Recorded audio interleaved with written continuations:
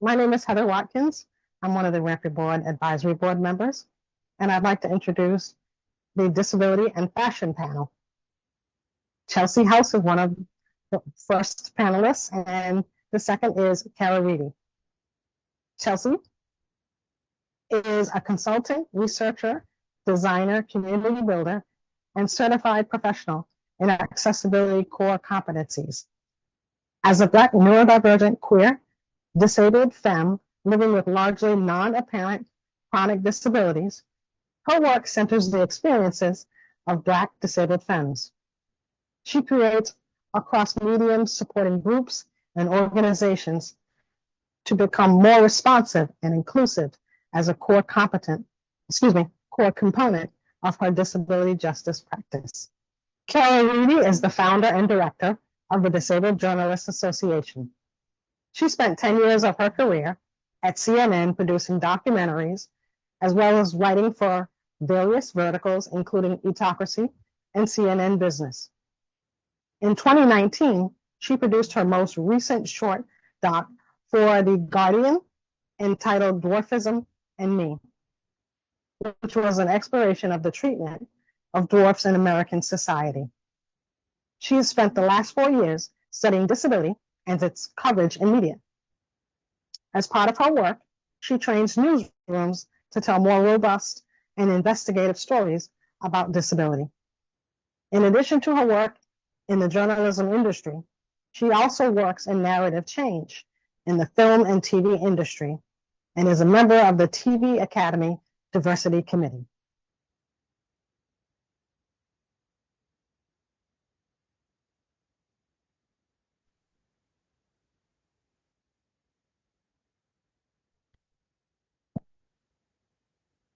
Hello. Hello. So great to be here with you. Yeah, I agree. Oh, This is a very special space. it is. It's been a great day. All of the panelists and conversations. I'm excited to talk to you about your work around accessibility because I feel like that word gets thrown around a lot and everyone thinks it's like, well, as long as we have grab bars on the tub, then it's all okay. And we don't think about it like holistically. And so that kind of jumps me into my first question Yeah. to you. What do you feel like designers miss about making their designs accessible and holistic? Yeah. A big part of the work that I do is looking at the entire service experience. And so thinking about all clothes as products, there has to be a true intention as a designer to decide, where will my products live? How will people have access to them? And how will people be able to share feedback with me so that I can be responsive as we grow as a company? And I think that as a designer, something to think about is, if my clothes are only in certain stores, are those stores accessible stores? Do I have an understanding of what my customer base is actually needing who are disabled? And like thinking about the feedback loop that I mentioned. So um, for me, a lot of the barriers that I face when I'm like wanting to get into clothing and fashion for myself is actually the store experience. There are not seats in a lot of stores. Often there aren't the sizes that you need, so you can go to the store and then it'd be like a bust. So just a lot of a lot more focus on how people get your product and what their experience is to receiving your product. I think is something that is kind of lost when we think about design.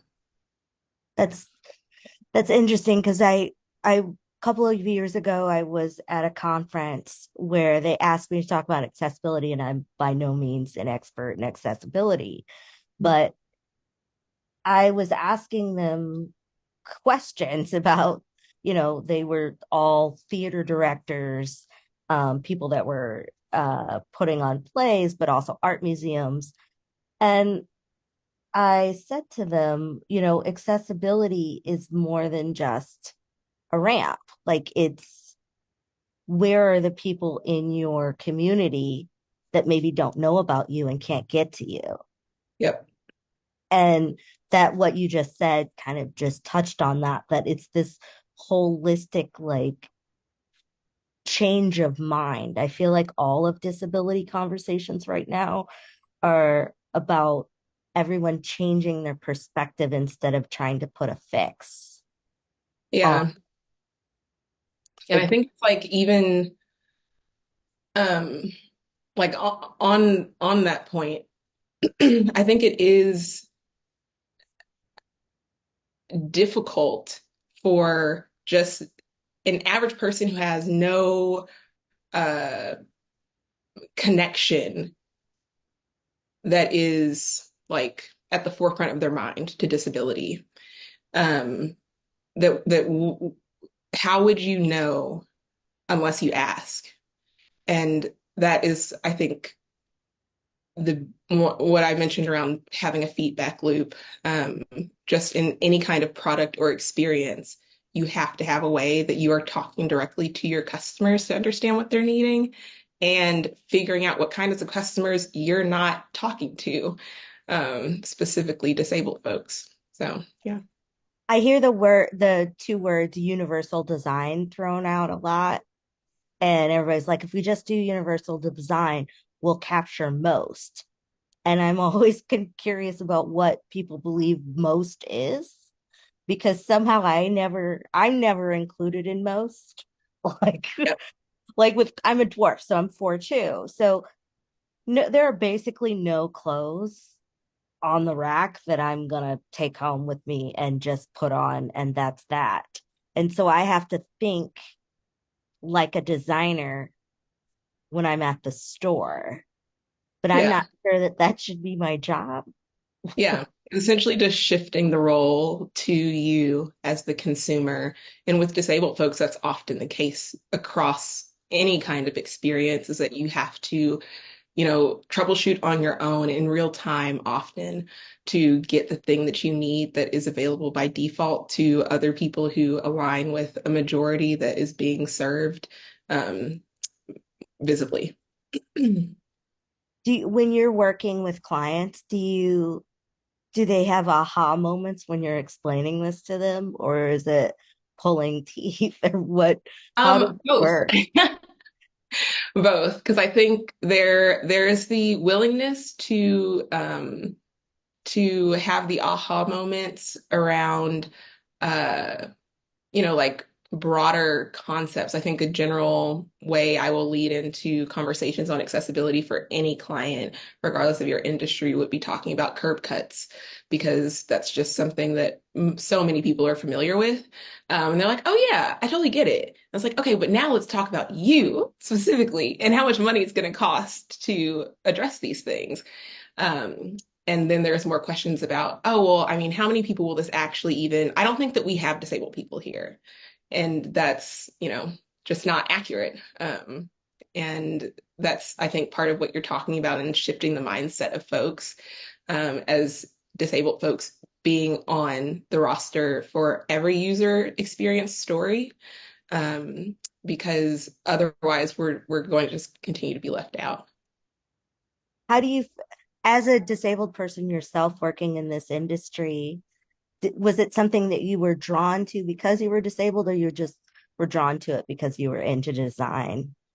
Yeah, my foray into design work was being just because it's where I naturally gravitated towards in the workplace because of the things I had to deal with in my outside of the workplace as a disabled person. So I'm very accustomed to, a lot of troubleshooting and solutioning on the spot.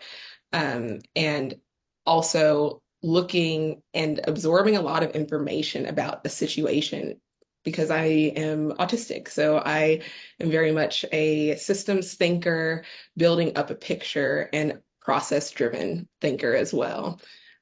So seeing gaps in processes is where my experience in design started, really, in doing ethnographic research with folks interviewing people deeply to understand what their experiences are and what kind of solutions we could potentially create. And so that's one reason why, future potential clients that I would love to work with are clothing stores, because that's a place where I don't feel like I ever get to go and have a good time anymore, when that's something that as a kid, I don't know. I grew up not having the money to go to the mall and stuff with friends. And I imagine that is something I would do in my, once I got older and was able to have an income. And that's just not a part of my lifestyle. Um, like going into the mall is like going into the airport. And I'm just like, I can't do this. So I looking forward to the kind of work I want to be doing. Fashion is really important to me because it's an area that I feel like I don't get to explore as much as I would like to, simply because people aren't thinking about how I can interact with their products. That's so perfect, because I feel like most disabled people feel that way. Is like if you're physically disabled, especially, that clothes are something that, like, I love clothes. I've always loved clothes, but it's something that always has felt a little out of reach. Yeah, Um, whether it's, I mean, because sometimes it's just financial, where like I'll go buy something and then it'll cost $50 extra to fix it. yeah. And I feel like that's a conversation that we never talk about in with accessibility, is that the cost is put on the disabled person rather than On like, the system that's creating the things that you have to be able to buy. right. Like we're always expected to go the extra mile to get this product. And if you don't, then you can't have it. And every, which I find always so backwards, because we're, the system is not built for us already. And so now you're putting extra burden on us in order to compete in the system just for a pair of shoes. Yeah. Um, The fashion industry is not exempt from a disability tax. And I think just another layer of that is, like, I guess just the general category of respectability politics and how one should look in certain spaces. And this was something that, I'm in corporate spaces a lot and used to be in a lot of spaces where you were intended to be, in a blazer and heels and things like that. And I'm just like, I cannot wear heels anymore. I can't do that. But it's also difficult to find shoes that I like that don't have a heel on them. And I'm just like, I have discovered that I need to wear a different type of shoe, but then I cannot find a type of shoe that is appealing to me, that aligns with my needs. So I think that that is another part of what you're saying, and like having to spend that extra $50. The amount of time that I spend searching through different online stores because of the limitations of filtering, for example, and the user experience of trying to buy clothes from a store, and needing, specific things. I need to know that there's going to actually be arch support in the shoe. Sandals are very, very difficult to find.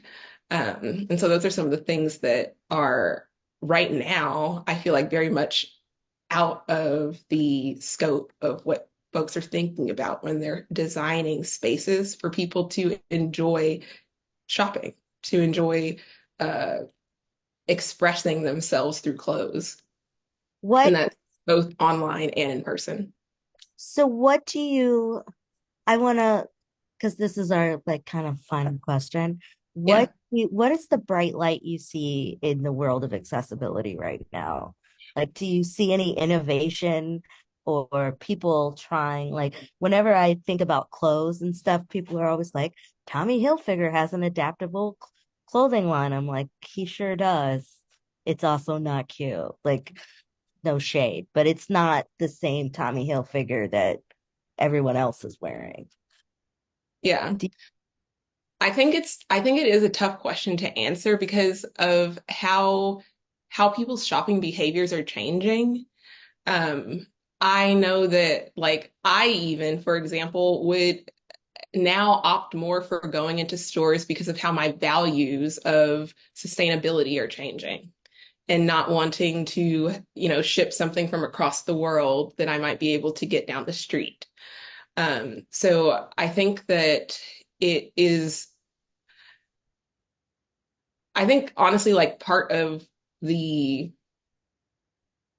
just general jobs to be done is like looking at what kinds of things are actually available in communities that are representative of the like the population who lives there in a real way. Like if you are asking about a metropolitan city versus a rural area, there would need to be, a difference in what kinds of things would be carried in that store and in stores in general.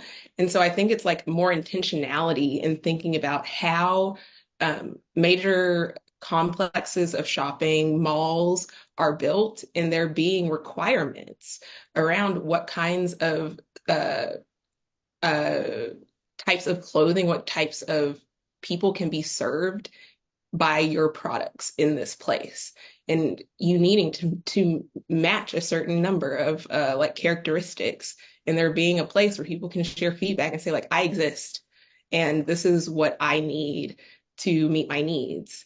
Because it's not just going to be an easy fix because of how the fashion industry is currently designed by so many like standards that are not based upon people in our communities.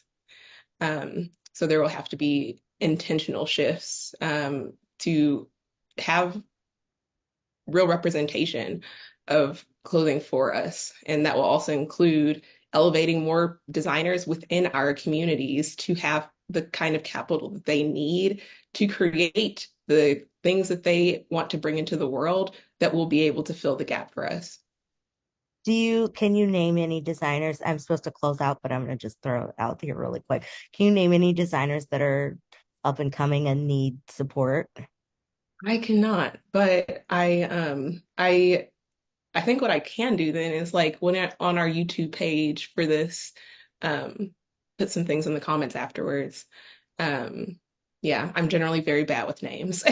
That's that's okay. If you could do it afterwards, like any way we can get a shout out to the people that are working on it, you know. Yeah.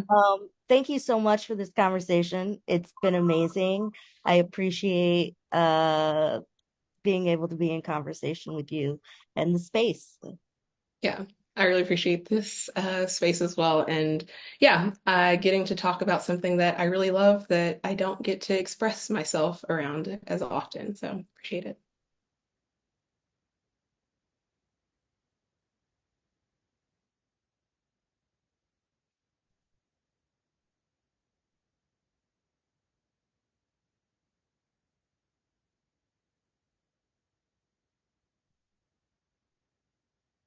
Wow,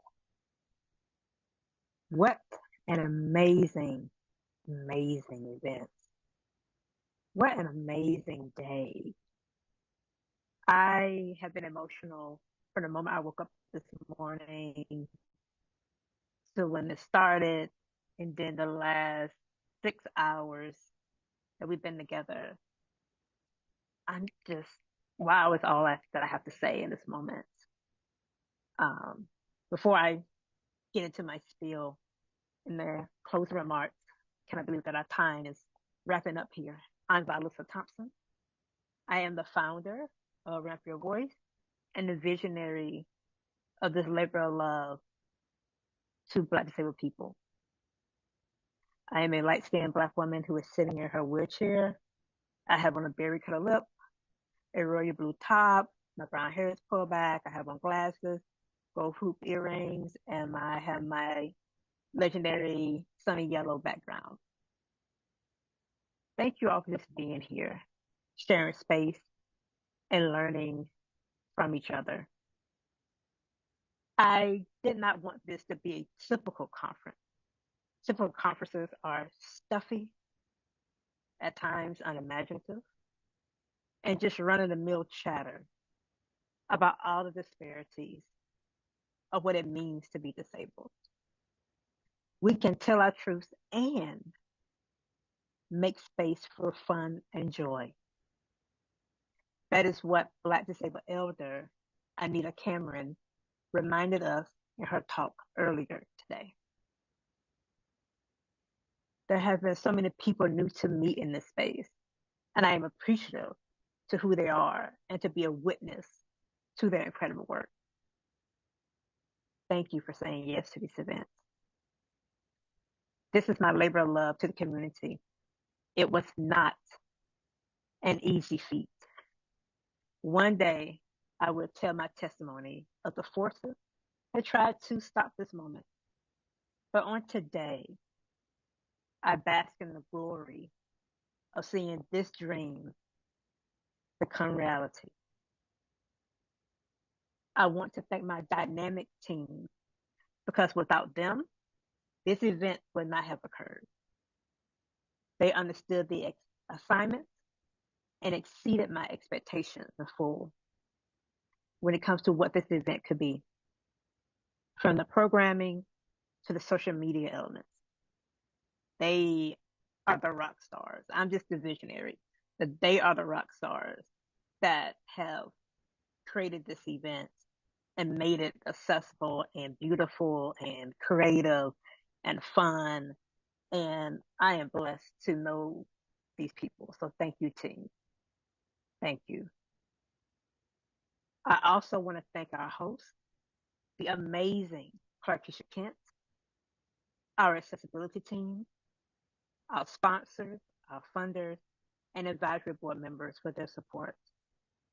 Our advisory board specifically was responsible for the who should be a part of this event. I have been delighted with their contributions since last summer up to now. Thank you for saying yes to this moment. Lastly, thank you for being here, for tweeting, from posting, from sharing. Thank you. Thank you for being your incredible selves and making time to watch. Your presence is appreciated. We will commune again in hopefully 2 years, since I want to host this every other year to give us space to rest and let the creativity flow as to what direction we want to take the conference. There will be more opportunities for us to commune and connect, so stay tuned for future announcements. But for now, no matter where you're watching, enjoy the rest of your day. And thank you again for choosing to be here. It means the world. Until next time,